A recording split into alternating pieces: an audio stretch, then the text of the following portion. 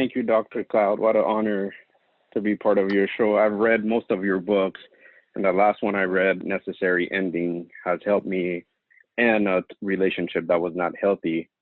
Oh, But I recently read another book about attachment theory, and I discovered about myself I tend to be the anxious attached, and I get attracted to the avoidant, meaning I want to get closer, and when we get closer, they want more space. And I recently met a lady recently, now and that do they pattern is want more playing out space again. because do they want more space because they have that personality, or do they want more space because in your anxiousness are you crowding them or pressuring them or smothering them in some way?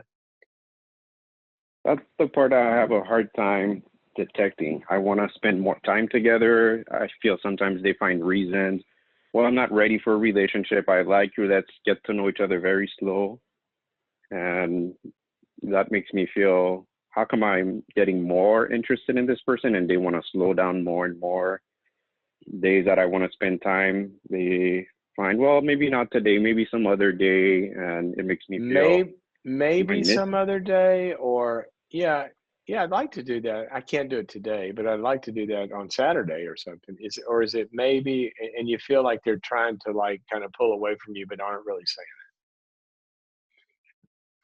They are willing to reschedule from other days, but sometimes that can be 4 or 5 days from now. And for me, it. I'm like, okay, it's been Well, 3 months. well, We're Gary, talking. Why? well, wait a minute. You haven't seen her in 3 months? No, we've been talking for 3 months. Well, I mean, let me get a baseline here. Somebody's been dating for 3 months and they take a few days where they have their own lives and they're not seeing each other necessarily. That that doesn't seem abnormal to me, but you're perceiving it as she's being avoidant. Because it's been my patterns where Yeah. I get attracted to girls that they're always hesitant. And even her, I feel sometimes she's been questioning. She's more charismatic, and I'm not, even though we're both Christian. So she's like, oh, I'm not sure if that could be a problem. Then she said, I don't cry easily. And she's questioning if that, and actually, she's questioning a lot of things that are not major deal breakers. So it makes me wonder, Well, is it her fear of intimacy? they're not major deal breakers to you. You don't care if Okay. she's evangelical, cessationalist, or charismatic, but she does, right? Yeah. So here, I guess I assumed that could be worked out. well, you can't really assume that. That would be a deal breaker for me. Okay. I mean, seriously, Well, if that's good to know. I mean, not everybody might have that, but but an expression of faith if you're talking about marriage, doesn't have to be identical, but I would want somebody kind of generally walking in the same direction as me. That could be a deal breaker. It could be. For other people, it's not. I'm not trying to say what should or shouldn't be.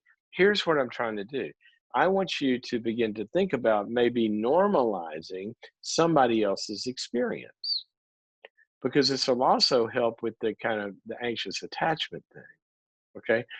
Because here's what happens with people, and I hope you're hearing this as helpful and not critical.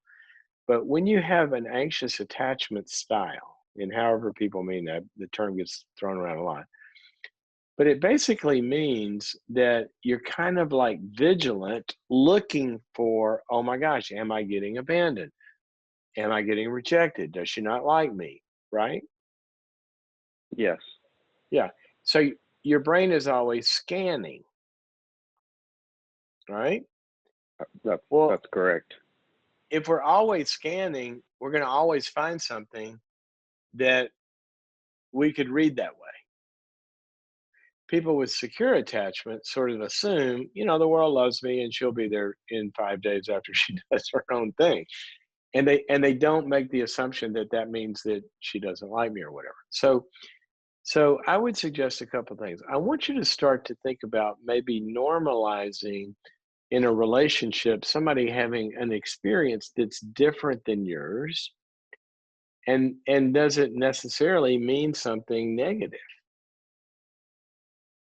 because a good Okay. relationship means allowing somebody else to be who they are. And then, you ready for this? Then, instead of using that to become afraid or judging it in terms of, oh, that means something negative, get curious about that. Get curious about that. Okay. Now, I'm going to give you an What example. do you mean by that? That's what I'm going to do. I'm going to give you an example. I want you to be her, and I'm going to be you. Okay. Okay. Ready? Okay. So, Yeah. hey, do you want to hang out tomorrow? I'm not available today. Today or tomorrow?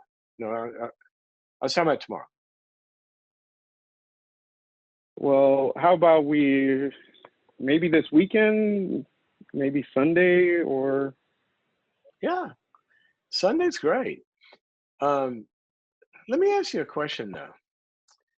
So, we've been together a while. Sometimes I feel like, we hung out today and I'd want to hang out tomorrow. Sometimes it seems like when I ask you, you'd like to have a little more, time to yourself or whatever. Tell me, tell me, it sounds like we're sort of different there. So how do you, how do you decide that? Do you like, is, does it feel like, we have too much time together? You want more time for yourself in general, or what is it you want? And just get to know her. Just start asking. Just say, yeah, we're kind of different in that, but explain it to me from your side. And then she okay? might say, well, I got a lot going on. I got these goals and this, that, and the other. And you learn, oh, and then you learn that separateness maybe doesn't mean that you're not liked. And then you get more secure. Or you might learn, well, I do really think we're moving a little too fast, faster than I want to, and I'd like to slow it down a little bit. And then you can respond to that and say, okay, I can respect that. Let's go. But then you're talking. I want to get you out of your head and into the talking about what the reality is. And the other thing is, I'd suggest you go see a good therapist about your attachment styles and begin to resolve that so you can have the kind of relationship you want, because you sound like a guy with a heart that really wants a good relationship. I do. Yeah, And that's you think cool. that can be resolved, the attachment style, that can we can grow out of that? Absolutely, absolutely. I've seen it 80,463 billion and 8 times. Maybe that number is not exactly right, but yes, absolutely. I wouldn't be doing Okay. this if I didn't think we could change. Good night. Anytime you hear people say, well, people don't change, BS. Not true. Not true. Not true.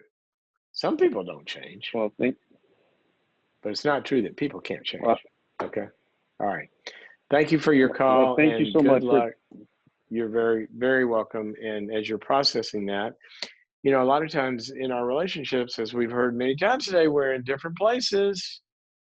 How do you get on the same page? It doesn't always mean that you agree, but you are agreeing on, we're working from the same set of facts.